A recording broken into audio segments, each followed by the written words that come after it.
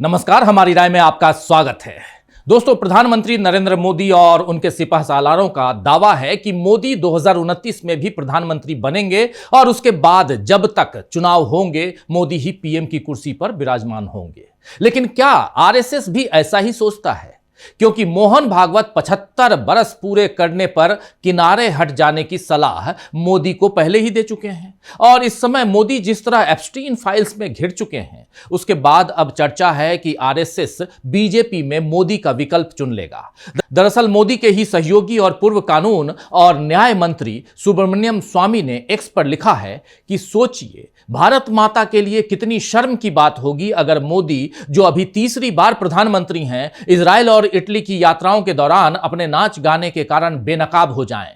क्या उन्हें भारत माता की रक्षा के लिए अभी रिटायर्ड नहीं हो जाना चाहिए? आरएसएस के सहयोग से भाजपा में इतने लोग मौजूद हैं कि वो भारत के एक ईमानदार प्रधानमंत्री बन सकते हैं। वहीं एक और पोस्ट में स्वामी ने लिखा, क्या प्रधानमंत्री मोदी अब हम भारतीयों को यह बताएंगे कि क्या उनके पास कोई ऐसा राष्ट्रीय रहस्य है जिसे अब उन्हें सार्वजनिक रूप से घोषित करना पड़ सकता है? क्या यह उनके और उनके सहयोगी मंत्री के बारे में कोई ऐसी निजी जानकारी हो सकती है जिसके कारण जनता की बढ़ती मांग पर प्रधानमंत्री मोदी को इस्तीफा देना पड़े? यदि ऐसा है तो राष्ट्रहित में भारत को यह जानना जरूरी है। यहां साफ तौर पर सुब्रमण्यम स्वामी सहयोगी मंत्री की बात उठाकर हरदीप पुरी की तरफ इशारा कर रहे हैं, जिन्हें हाल ही में जन्मदिन की बधाई नरेंद्र मोदी ने दी, वो भी सोशल मीडिया प्लेटफॉर्म पर। जबकि मोदी चाहते तो पुरी को खुद फोन लगाकर हैप्पी बर्थडे कह सकते थे, लेकिन सोशल मीडिया पर बधाई देकर मोदी शायद विपक्ष को मुंह चिढ़ाना चाहते थे कि तुम लोग हरदीप पुरी के इस्तीफे की मांग करते रहो, लेकिन वो तो मेरे लाडले मंत्री बने रहेंगे। हालांकि सवाल यही है कि आखिर हरदीप पुरी ने मोदी या बीजेपी के लिए ऐसा कौन सा योगदान दे दिया जो मोदी उन्हें मंत्री पद पर बिठाए हुए हैं, जबकि एप्स्टीन फाइल्स में उनका नाम 150 से ज्यादा बार आ चुका है और 3-4 मुलाकात का झूठ भी पकड़ा गया है। जी हां, कांग्रेस नेता पवन खेड़ा ने प्रेस कॉन्फ्रेंस में बताया कि हरदीप पुरी कम से कम 9 बार एप्स्टीन से मिले थे। यह आंकड़ा तो अभी तक जितनी फाइलों का खुलासा हुआ है उनमें सामने आया है। अभी बची हुई 30 लाख से ज्यादा फाइलें जब आएंगी सामने तो न जाने और कितने गंभीर खुलासे होंगे। एप्स्टीन फाइल्स में दुनिया के कई बड़े नेताओं और प्रभावशाली लोगों का नाम आया और उनमें से अधिकतर ने इस्तीफा भी दे दिया। अभी कल ही किंग चार्ल्स के छोटे भाई और ब्रिटेन के शाही परिवार के सदस्य प्रिंस एंड्रयू को उनके 66वें जन्मदिन के दिन ही गिरफ्तार किया गया। हालांकि बाद में इन्हें छोड़ दिया गया है, लेकिन इससे पहले उनसे उनका शाही ओहदा वापस लिया जा चुका था।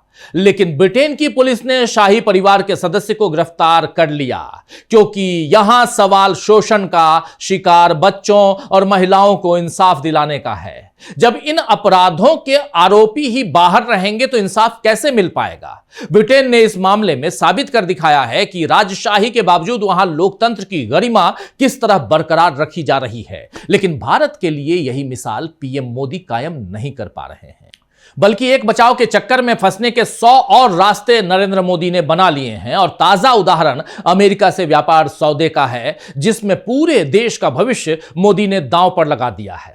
अभी लोकसभा में राहुल गांधी ने मार्शल आर्ट का उदाहरण देकर बताया था कि ग्रिप और चोक लगाकर कैसे विरोधी को काबू में किया जाता है। अब उन्होंने फिर एक बार इसी बात का जिक्र अपनी पोस्ट में अमेरिका के साथ डील को लेकर किया है। राहुल गांधी ने लिखा है, व्यापार समझौते पर संसद में अपने भाषण में मैंने जिउ-जित्सु का उदाहरण क्यों इस्तेमाल किया? अमेरिकियों को खुश रखने के लिए हमारे किसानों की कुर्बानी क्यों दी गई? अमेरिका को हमारे तेल आयात करने को देकर भारत की ऊर्जा सुरक्षा से समझौता क्यों किया गया? बिना किसी पारस्परिक वादे के हर साल $100 बिलियन का अमेरिकी आयात बढ़ाने पर सहमति क्यों दी गई? मैंने ये क्यों कहा कि यह समझौता भारत को एक डेटा कॉलोनी बना सकता है? मोदी जी ऐसा समझौता क्यों मानेंगे जिसमें भारत इतना कुछ दे रहा है और बदले में कुछ कम मिलता दिख रहा है? इस शर्मनाक आत्मसमर्पण का जवाब प्रधानमंत्री पर डाले गए ग्रिप एंड चोक्स में छिपा है। वहीं पवन खेड़ा ने राहुल गांधी का ही एक वीडियो शेयर किया है और लिखा है कि एप्स्टीन की 30 लाख अप्रकाशित फाइलें मोदी के लिए खतरा हैं। जनरल नरवणे का यह खुलासा कि चीन के साथ तनाव के दौरान मोदी ने सेना को छोड़ दिया भी मोदी के लिए खतरा है। अडानी के खिलाफ अमेरिका का आपराधिक मामला भी मोदी के लिए खतरा है। आज मोदी एक मुश्किल स्थिति में फंसे हुए हैं और यह वो दबाव है जो मोदी को भारतीय किसानों, कपड़ा और कपास उद्योग के हितों को बेचने और भारत को अमेरिकी डेटा केंद्र और डंपिंग ग्राउंड में बदलने का जोखिम उठाने के लिए मजबूर कर रहे हैं।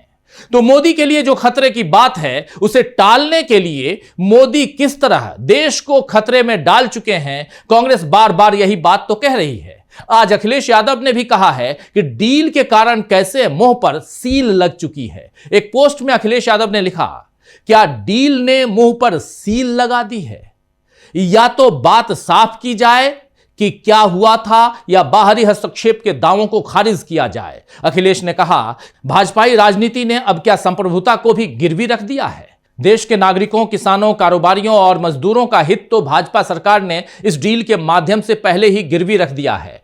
जब देश में न खेती होगी, न कारखाने और मिलें चलेंगी, न छोटे बड़े उद्योग, तो आम जनता को काम रोजगार कहां मिलेगा? युवक युवतियों का भविष्य कैसे बनेगा? यह देश के सम्मान का मामला है। स्पष्टीकरण अपेक्षित है। दरअसल कल गजा बोर्ड ऑफ पीस की मीटिंग में अमेरिका के राष्ट्रपति डोनाल्ड ट्रंप ने एक बार फिर दावा किया है कि उन्होंने भारत और पाकिस्तान के बीच 2025 में हुए सैन्य संघर्ष को रोकने में अहम भूमिका निभाई। ट्रंप ने कहा कि मैंने पाकिस्तानी प्रधानमंत्री और भारतीय प्रधानमंत्री नरेंद्र मोदी से फोन पर बात की। मैंने कहा, सुनो, अगर तुम दोनों इसे सुलझाओगे नहीं तो मैं तुम्हारे साथ कोई व्यापार समझौता नहीं करूंगा, कोई व्यापार सौदा नहीं करूंगा। ट्रंप ने आगे बताया कि उन्होंने दोनों देशों पर 200% टैरिफ लगाने की धमकी दी, जिसके बाद दोनों देश पीछे हट गए। उन्होंने जोर देकर कहा, पैसे से बढ़कर कुछ नहीं है। जब पैसे के नुकसान की बात आई तो उन्होंने कहा, शायद हम लड़ना नहीं चाहते। ट्रंप ने यह भी दावा किया कि संघर्ष के दौरान 11 महंगे जेट विमान मार गिराए गए थे। पहले वो 7 जेट्स का जिक्र करते थे, लेकिन अब संख्या बढ़ाकर 11 कर दी है। वहीं इसी बैठक में पाकिस्तानी प्रधानमंत्री शहबाज शरीफ ने ट्रंप की प्रशंसा करते हुए कहा, आपके समय पर और प्रभावी हस्तक्षेप ने भारत और पाकिस्तान के बीच सीज फायर हासिल करने में मदद की, जिससे लाखों लोगों की जान बच सकती थी। आप वाकई शांति के आदमी हैं और दक्षिण एशिया के लोगों के सच्चे रक्षक हैं। तो दोस्तों, साफ नजर आ रहा है कि न केवल ट्रंप बल्कि अब शहबाज शरीफ भी बोल रहे हैं कि भारत और पाकिस्तान के बीच सीज फायर आपने करवाया, यानी ट्रंप ने करवाया। भारत अब तक तो इस बात से इनकार करता रहा है कि ऑपरेशन सिंदूर ट्रंप ने नहीं रुकवाया, बल्कि मोदी तो यह दावा भी करते हैं कि अभी ऑपरेशन सिंदूर चल ही रहा है। लेकिन जब चल रहा है तो फिर शहबाज शरीफ में इतना दम कैसे आया कि वो न केवल अपना बल्कि भारत का नाम लेकर भी ट्रंप को धन्यवाद दे रहे हैं? यह सरासर भारत का अपमान है। कांग्रेस ने एक्स पर लिखा, मोदी को जवाब देना चाहिए कि आपने देश के सम्मान का सौदा क्यों किया? आखिर आप ट्रंप से डरते क्यों हैं? तो जाहिर है कि मोदी इस बात का जवाब तो देंगे नहीं कि ट्रंप से उनका डर किस वजह से है, लेकिन राहुल गांधी ने इसका जवाब दे दिया है और अब लगता है कि बीजेपी नेता भी मोदी के डर को समझ रहे हैं। दरअसल अभी एआई समिट में भी बिल गेट्स के बोलने या न बोलने को लेकर असमंजस बना हुआ था। विपक्ष सवाल उठा रहा था कि एप्स्टीन फाइल्स में जिस शख्स का नाम है उसे मुख्य वक्ता क्यों बनाया जा रहा है। पहले तो बिल गेट्स अड़े थे कि वो भाषण देंगे ही, लेकिन फिर उन्होंने भी दबाव बढ़ता देख अपने पैर पीछे खींच लिए। तो गेट्स समझ रहे हैं कि एप्स्टीन फाइल्स में नाम आने पर क्या हश्र हो सकता है। प्रिंस एंड्रयू को गिरफ्तार कर लिया जाता है, लेकिन हरदीप पुरी को मोदी करीब में बिठाए हुए हैं। शायद दोनों का भविष्य इसी में सुरक्षित है, लेकिन अब बीजेपी को अपने भविष्य की चिंता हो रही है और मोदी के विकल्प की मांग इसी चिंता का नतीजा है। लेकिन क्या नरेंद्र मोदी इस्तीफा देंगे? जरा सोचिएगा।